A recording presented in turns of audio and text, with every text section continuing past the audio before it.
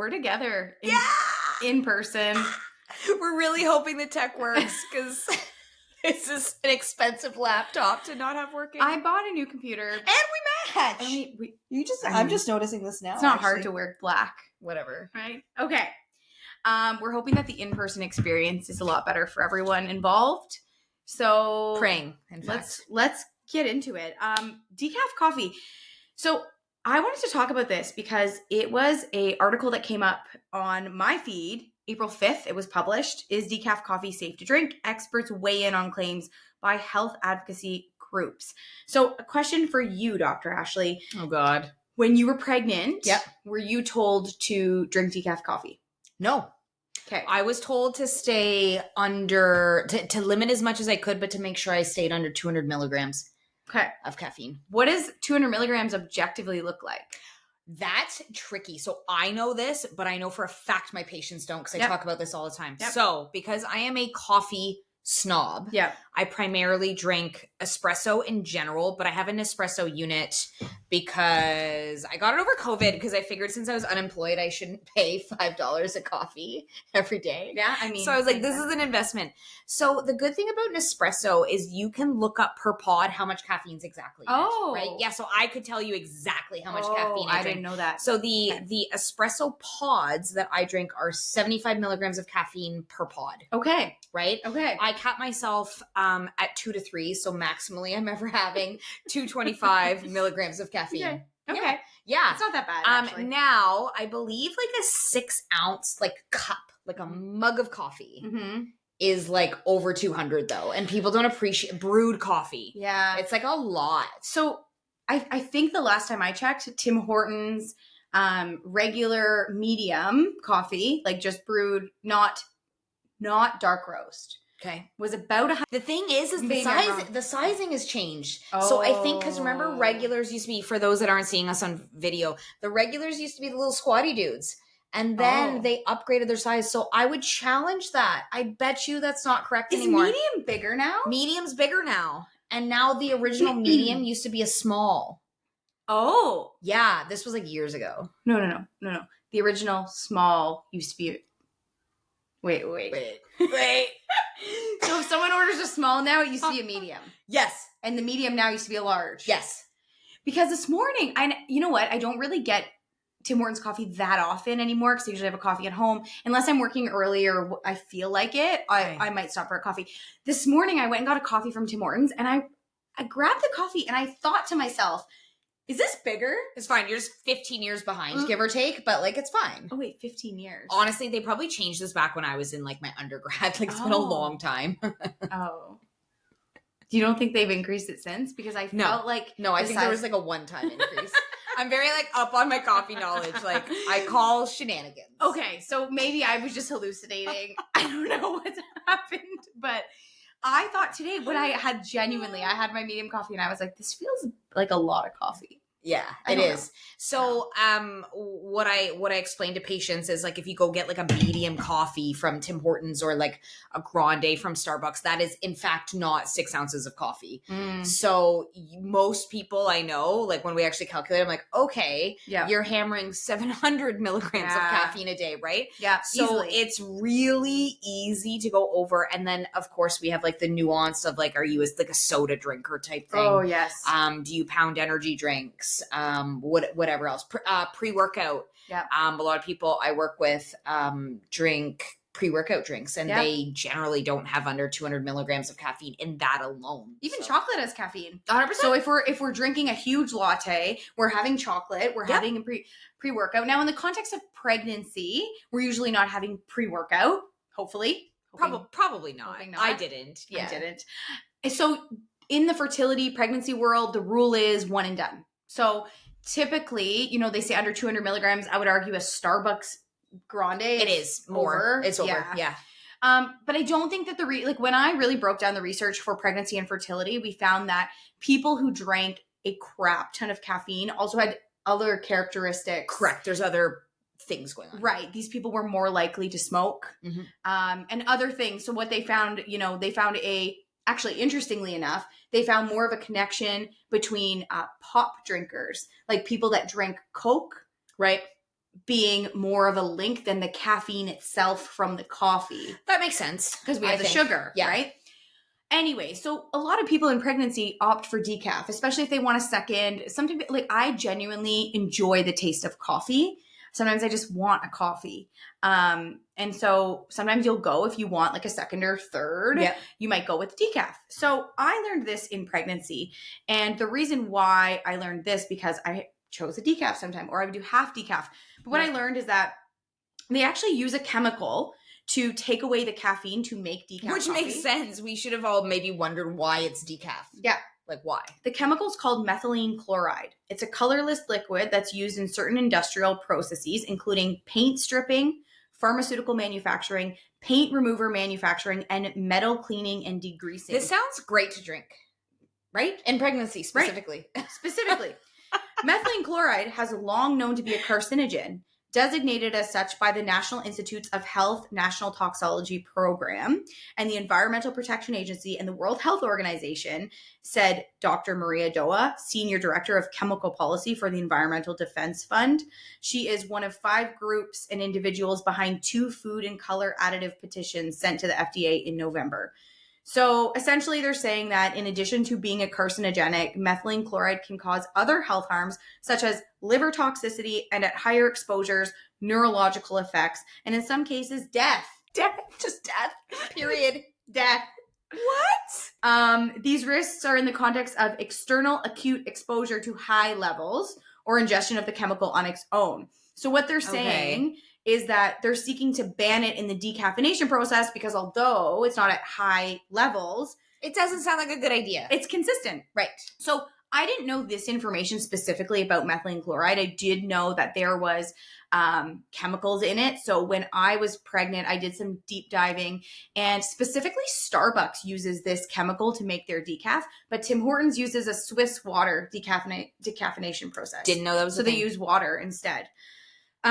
What they said is they don't want them categorically, should not be used, and not deemed as safe. And essentially what this article concludes is that the FDA allows like a certain level and they deem that safe. Now, I think personally, I think decaf tastes like dog poop. Yeah. Yeah. So I'm just going to avoid anyway. Totally. And you know, but this is a common swap. So it's a good thing to talk about. Yeah. And I think also when we look at the track record of the FDA, not great.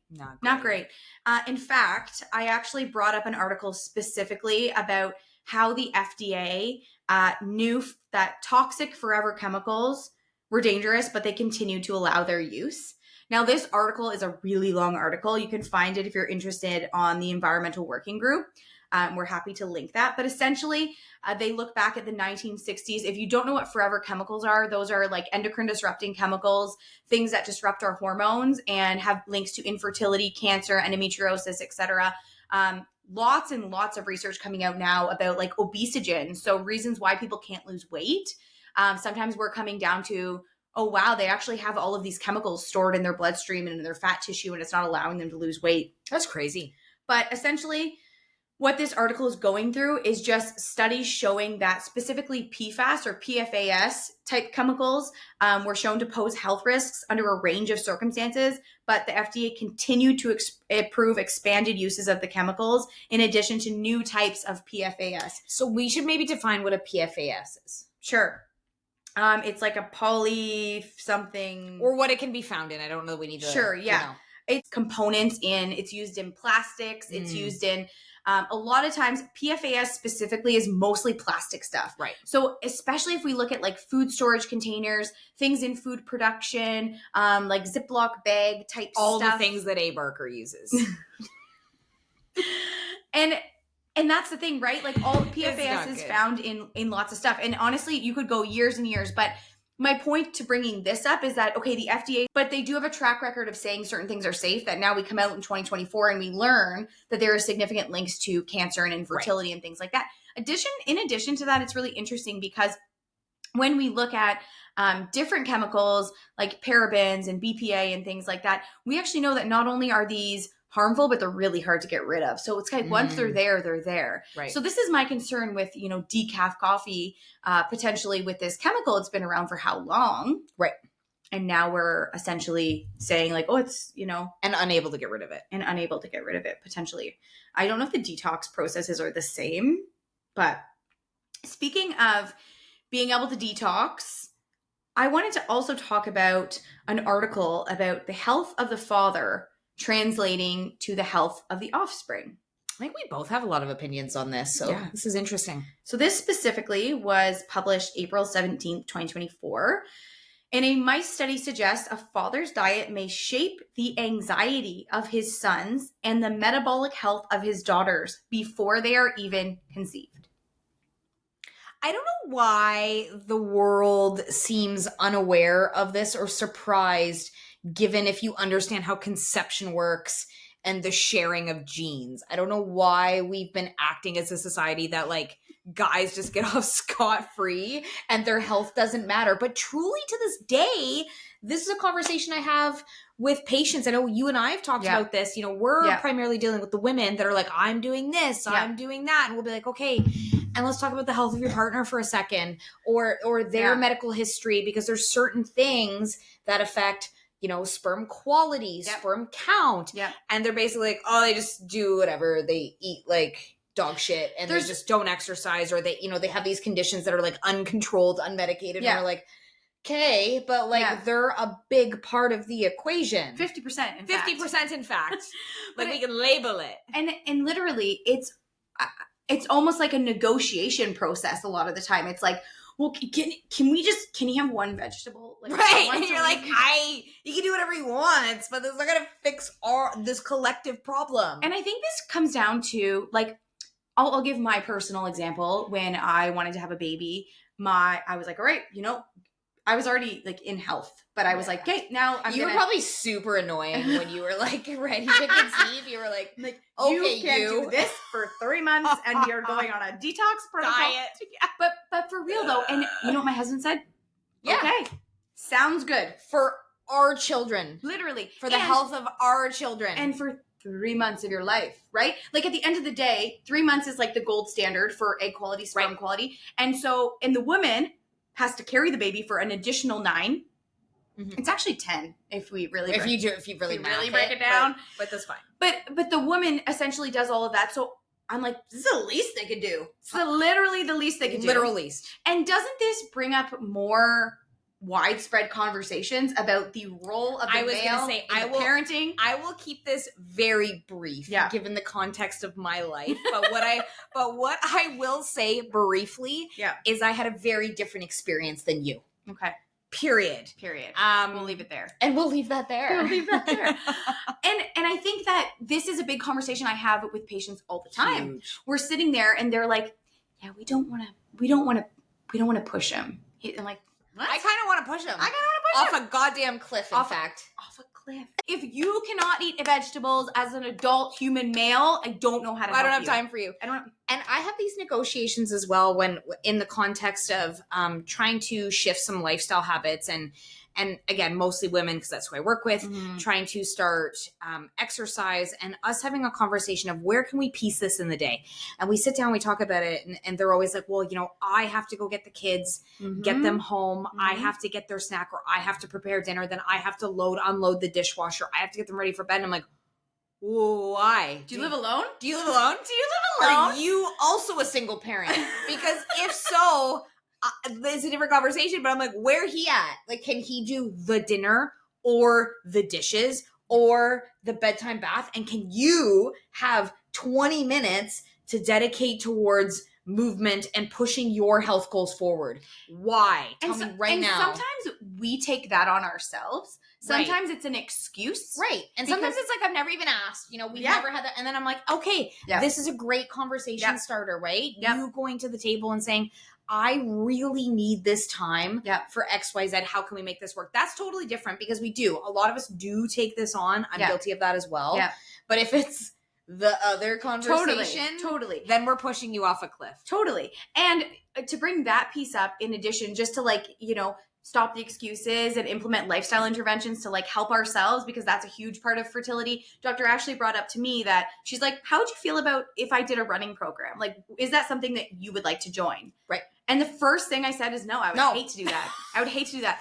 And then I was like, well, I never get time away from the house because my schedule is like pretty crazy. And my husband's schedule is pretty crazy. And I have to, and then I was like, no, like if I literally told him, listen, these days I'm doing a running program. Do you know like how pumped he would be for me? He'd be like, awesome, legit, love that you're doing that for yourself because you don't do anything. And he would love if I was like setting an athletic goal. I'm not going out binge drinking every Tuesday night. Correct. I'd be doing it. And so I'm like, I actually didn't ask. My first jump was can't do it, can't make it work. Didn't ask anybody. So again, that's a whole sidebar. But like a lot of couples I speak to, my husband just eats fast food and won't have vegetables. And I'm like, seems like a him problem. Right. How old is he? Or when we're trying to get women to eat healthy and they cook for their family and their husband couldn't possibly eat a green. Right.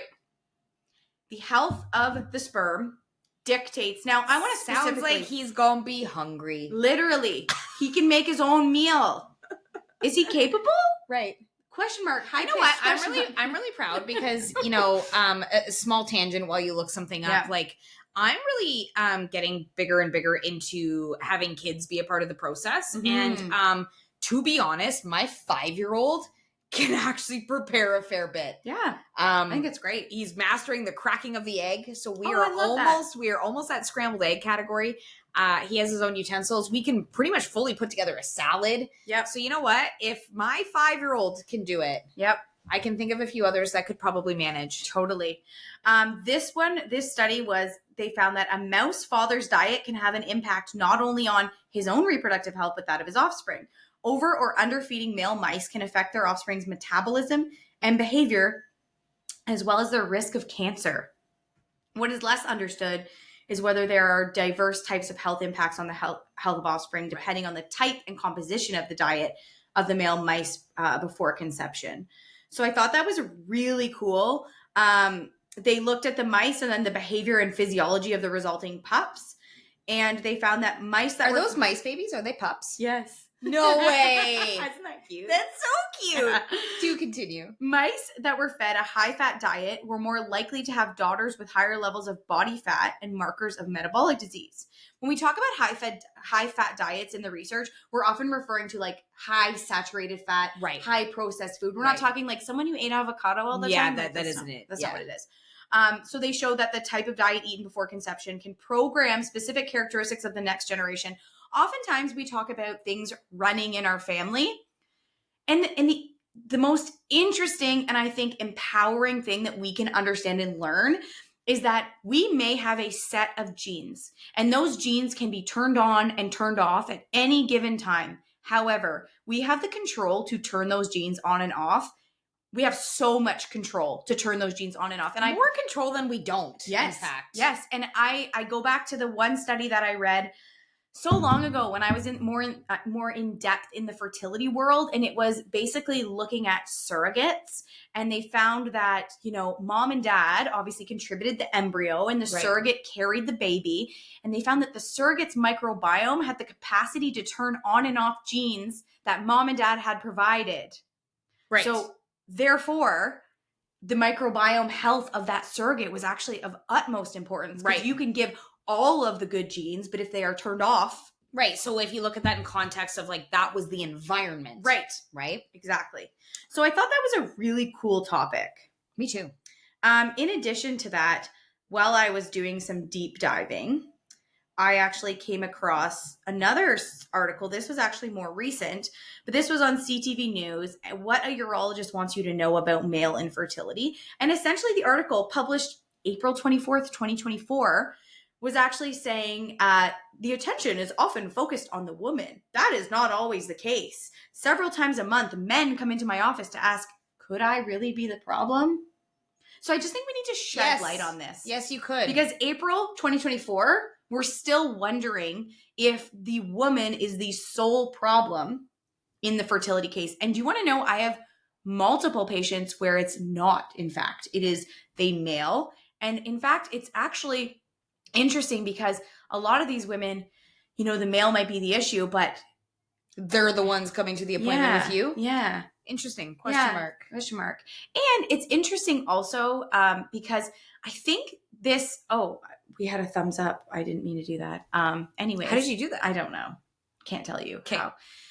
And I think also what's interesting is I think there's an ego attached to men and their capacity for fertility. And I don't know why, because it's not you know what I mean? Like it must feel emasculating. It's a common enough problem. Yeah. No, I think that's it. And I think that still to this day, a lot of my male patients, I actually have an example of this today, where I'm having a male patient who's having significant cardiac issues that are presenting irregular heartbeat and stuff like that. And he was really casual about it today. Is it causing erectile dysfunction? It's not, in fact, Okay. but just getting this human to the doctor, he was still kind of like, maybe I should follow up on this. I was like, yesterday, a week ago, what? This is your heart. Like this is, without that, we're gonzo, right? So even just, still getting men in a medical setting at all seems to be a bit of a struggle bus. Yep. And they said this specific, why are some men in denial? I think the possibility that a man, I can't try speak. again. That the man, that's why the man could have fertility issues could be more than just a clinical concern. For men who associate their virility with their identity and self-worth, it could lead to a deep personal crisis. So, yeah, I mean, I think they got to deal with it either way.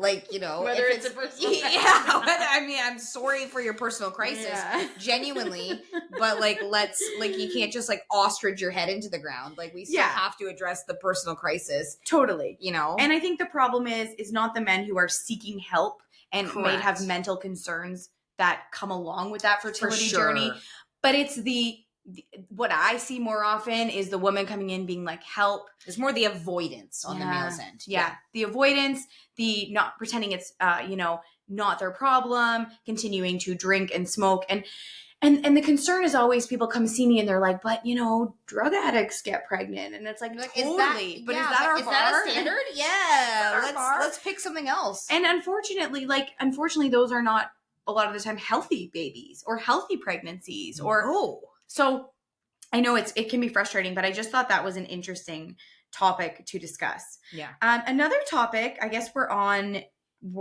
this right now, talking about these controversial topics. I love it. I wanted to talk about Tylenol use and the risk of autism and ADHD in pregnancy. The reason why I wanted to bring it up, and when I brought it up to Ashley, she had mentioned that she actually didn't hear about it either way. Nope. So essentially, there's been some research that has come out in the past few years connecting women using Tylenol in pregnancy to an infant's increased risk of both ADHD, autism. I think those were the two things. Correct me, someone, if I'm wrong. And essentially, it was like, don't use Tylenol. And women who are pregnant, it's like the only thing you could take. The only thing you can take, right? So that's unfortunate. And for me, I personally had taken Tylenol in both my pregnancies because in pregnancy 1 with Leo, I was 5 weeks pregnant and I had a high fever. I had the flu. So I was like, risk of, deformity versus fever. I need to be treating that fever. Mm-hmm. With Lorenzo, near the end of pregnancy, I had a debilitating sinus infection that I ended up needing antibiotics for. Right. But at the beginning, I took Tylenol because my head was going to burst out of my body. So, people have their reasons. For sure. I think my recommendation to my pregnant patients is always don't just use it if you have a tension headache, or don't use it as your first line therapy for, my back's a little sore. I was going to say, I see that a lot because I'm primarily dealing with musculoskeletal pain and that is kind of the go-to. And again, we have to have that conversation. Are there other measures, heat, stretching? Yeah. Should you go see Ashley? Should you go get a massage? Should you do a bit of both? Ashley says yes. Should you see physio? I think it's not the first line option, but I think if you have to do it, for sure, there's a potential. So they found this research that connected it to autism and ADHD, and a lot of people were concerned, and I was concerned. I had used it myself. Ashley was apparently not concerned. Ashley wasn't concerned. But she's learning now. Okay. So now, April 9th, 2024, a study came out that says no link between acetaminophen use during pregnancy and children's risk of autism, ADHD, and intellectual disability, says a large sibling study. So then I thought this was interesting. So the findings of this study used data from a nationwide cohort of over 2.4 million children. It's a big bank. Yeah, born in Sweden, including siblings who were not exposed. So the largest study to date, researchers found no evidence to support a causal link between acetaminophen and risk of autism, ADHD, and intellectual disability. So essentially, they were following each child up to 26 years after birth. The team found a small increased risk of autism, ADHD, and intellectual disability in the overall population. However, the authors found no increased risk of any of the conditions when comparing full siblings, when one sibling was exposed to acetaminophen in the uterus before birth and the other sibling was not. Because siblings share a substantial portion of their genetic background, as well as similar exposure to many of the same environmental factors, comparing siblings helped to control for some of these factors. And they said users of acetaminophen differ from non-users in a number of ways, and standard statistical analysis without a sibling control can't control for all the differences. So I thought that was really interesting because, again, if we look at the environment, once again, it's like same thing when we look at the research with pregnancy and, miscarriage and caffeine consumption. People who tend to have a really super high consumption of caffeine tend to do other things. Yeah. People who tend to consume Tylenol a ton, usually they're not as informed at the other ways that they're able to manage their pain. And other things maybe too, right? With certain education and information comes different lifestyle habits in general as well, right? Like, what does their diet look like? What does their physical activity levels look like? And other things that we know to be health protective. Yeah. So I thought that was really interesting because, again, when we talk about, and do you want to just touch on a little bit with respect to pregnancy and how we can and cannot test certain things in pregnancy? Yeah, I mean, we can't test and we can't treat a lot of different things. So from like an MSK perspective, there's certain things that are contraindicated, right? Yeah. So like, let's say in the context of somebody coming to see me with back pain, right? Orthopedic wise, I can assess them pretty much just like anybody else. But when it comes to treatment, we have options that we have in the non-pregnant population that we can't use. A lot of modalities, actually, we cannot use. So any of the electric modalities, like a TENS unit. So think like a branded TENS unit would be like a Dr. Hose machine, or IFC, interferential current. Those are things that are contraindicated. So you wouldn't use those on a pregnant woman to manage pain, right? Yeah. Another interesting kind of controversial topic, it actually depends on what course you've taken too, which is interesting because I think we maybe need to reevaluate the research. Acupuncture in low back pain patients. So I was taught basically no needles in a pregnant lady's back. Oh, right. But I know a lot of people that actually will do acupuncture. For low back points, I learned no as well. Right. Right. So as I've talked to various colleagues across different disciplines, so physio versus chiro versus acupuncturists, we've all been kind of taught and told different things.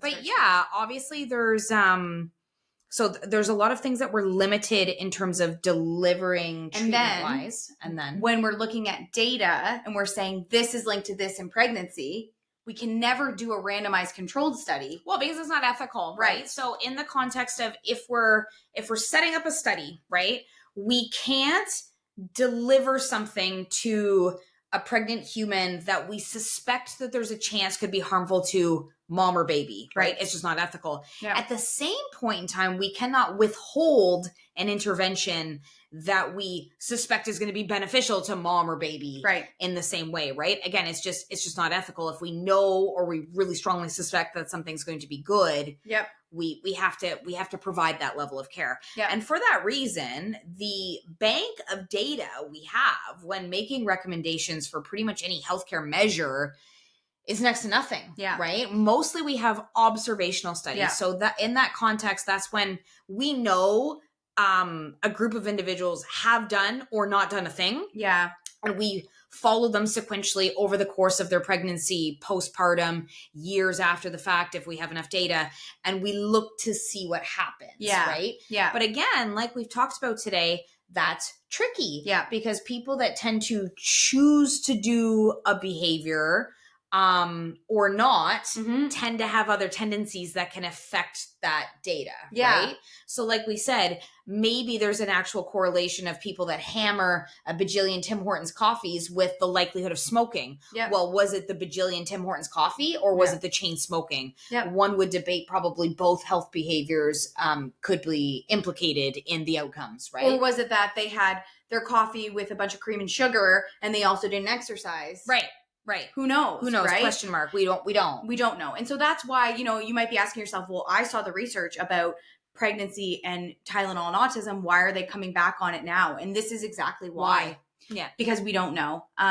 So yeah, great talks today. I feel like we covered a lot of different stuff and kind of the same topic all at once. So, yeah. So it's similar trends anyway. Yeah. Themes, if you will. Cool. So hopefully you guys like this format. Hoping to do more in-person stuff. Mhm. And hopefully everybody has a really great day. And we'll talk Chat soon. soon. Bye.